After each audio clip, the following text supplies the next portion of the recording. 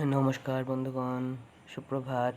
আজ 20শে জুলাই 2023 মার্কেটের সিচুয়েশন দেখতে আপনাদের সঙ্গে আরেকবার দেখা করতে চলে এলাম। প্রথমে চলে যাব ইউএস ভিক্সের চার্টে। ইউএস ভিক্স কী সংকেত দিচ্ছে সেটা দেখা প্রথমেই আমাদের কর্তব্য।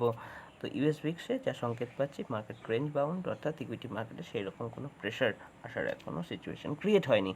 ইউএস ভিক্সেও মার্কেট নিচের দিকে আসছে, অর্থাৎ ইকুইটি মার্কেট ইনফ্লো বাড়ছে, সুতরাং এখানে মার্কেটের ঔজ্জ্বল্য বাড়ার কথা। 3 নম্বর ইন্ডেক্স যেটি খুবই গুরুত্বপূর্ণ সেটা হচ্ছে ইউএস অয়েলে দেখুন একটা ব্রেকআউট হয়েছে এই লেভেলের উপরে।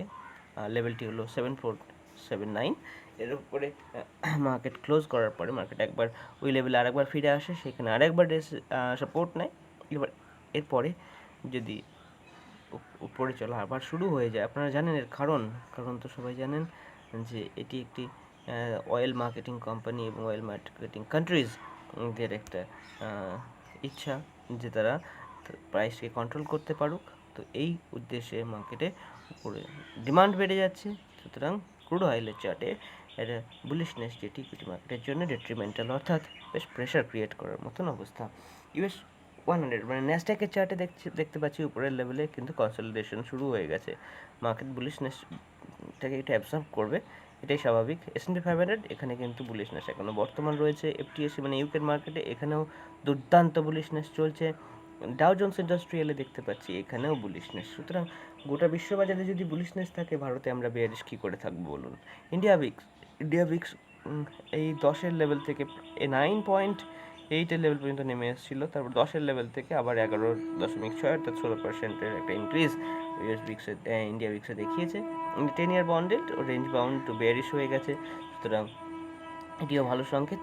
গিফট নিফটি যেটি এখন SGX নিফটির হচ্ছে ইকুইভ্যালেন্ট নয়, পরিবর্তে তৈরি হয়েছে।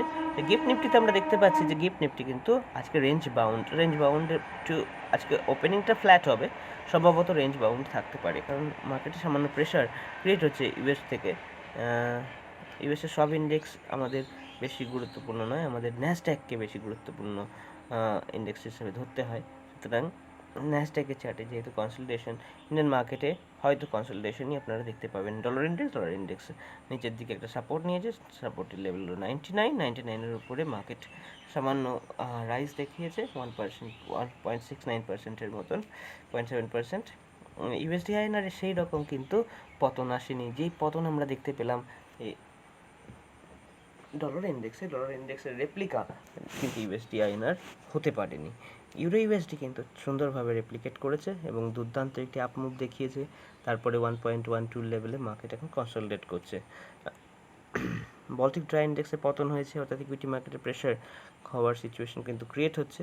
তো রেঞ্জ বাউন্ড আছে বলে আমরা ততটা ভয় পাচ্ছি না, কিন্তু এর নিচে যদি আবার ক্লোজ করা শুরু করে দেয় 924-এর নিচে, তখন আমাদের একটু আতঙ্কিত হওয়ার মতনই পরিস্থিতি তৈরি হবে। বিটকয়েন রেঞ্জ বাউন্ড রয়েছে, এখানে বলার কিছু নেই। ইথেরিয়ামও রেঞ্জ বাউন্ড, কিন্তু ভলাটিলিটি একটু বেশি। এরপরে গোল্ডের চার্টে যাব। গোল্ডের চার্টে কিন্তু উত্থান জারি রয়েছে, সুতরাং ইকুইটি মার্কেটে একটু হলেও প্রেশার কিন্তু ক্রিয়েট হবে, বুলিশনেস সামান্য কমে যাবে, বেয়ারিশ না হোক কিন্তু সাইডওয়েজ হওয়ার একটা সম্ভাবনা কিন্তু আমরা দেখতে পাচ্ছি। এরপরে চলে যাবো ব্যাঙ্ক নিফটির চার্টে। ব্যাঙ্ক নিফটিতে আমরা দেখতে পাচ্ছি যে ব্রেকআউটের পর রিট্রেসমেন্ট হয়েছিল সুন্দরভাবে এই তারিখগুলোতে, 12 জুলাইয়ের কাছাকাছি। তারপরে আবার মার্কেট বুলিশ হয়ে গেছে এই সপ্তাহে। এরপরে ফিননিফটিতে চলে যাব। ফিননিফটিও একদম রেপ্লিকার মতন, দেখুন 12 তারিখের কাছাকাছি রিট্রেসমেন্ট কমপ্লিট করেছে, তারপরে মার্কেট আবার উপরে চলা শুরু করেছে। এই লেভেলে আমরা একটু প্রাইস অ্যাকশনকে একটু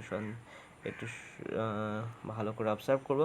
20,397 অর্থাৎ 20,400-র উপরে ক্লোজ করা শুরু করে দিলে মার্কেটে আবার বুলিশনেস কিন্তু বিদ্যমান থাকবে।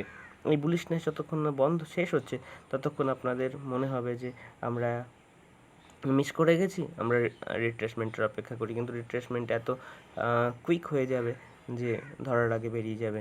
এরপরে নিফটি অত্যন্ত বুলিশ, আজকে সাইডওয়েজ হয়তো মুভমেন্ট দেখাবে।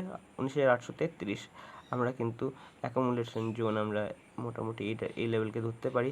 19,671 থেকে 19,567 এই লেভেলের মার্কেট কিন্তু আমরা আসতে দেখলে মার্কেটকে লং করতে পারি। দেখুন, শুধুমাত্র যদি সুপার ট্রেন্ডকেই আমরা ফলো করে চলতাম, আমাদের বাই এসে সুপার ট্রেন্ডে এই ক্যান্ডেলে অর্থাৎ 17,500 72, তারপরে কিন্তু মার্কেটে একটানা উপরের দিকে চলেই যাচ্ছে। আমরা যদি ভ্রুক্ষেপ করি, ধরা ছোঁয়ার বাইরেই সবসময় মার্কেট থেকে গেছে, এন্ট্রি আমরা নিতে পারবো না। এইরকম ট্রেন্ডকে আমরা যদি ট্রেল করি তবেই আমরা লাভবান হতে পারবো। এই হচ্ছে আজকের বাজারের পরিস্থিতি।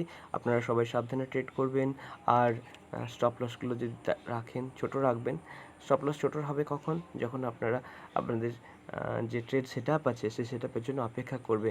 এখন দেখুন বুলিশনেস আছে বলে সবাই দৌড়ে দৌড়ে মার্কেটে ঢুকছে, কিন্তু মার্কেট যখন কারেকশন দেখাবে 17,000 পর্যন্ত, তখন তারা আর বেরোতেও পারবে না, আর মার্কেটের ক্রমাগত ভয় পাবে। এই জন্য আমাদের করা উচিত ধীরে ধীরে প্রবেশ এবং একসঙ্গে বাইরে আসাও প্রয়োজন নেই।